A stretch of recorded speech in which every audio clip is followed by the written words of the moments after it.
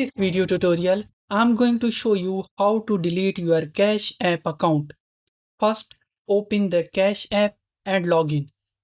The first step is very important. You need to withdraw all of your remaining balance. From the home screen, tap Withdraw and transfer the money wherever you want it to go.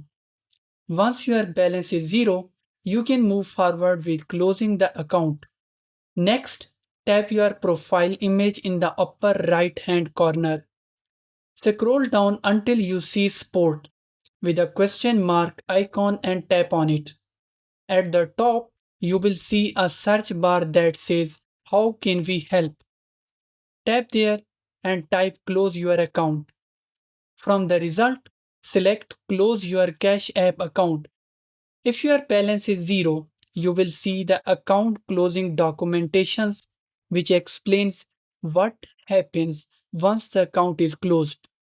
Tap the green confirm button to permanently delete your Cash App account.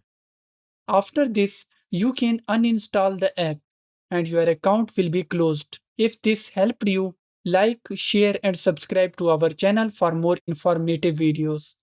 Until next time, goodbye.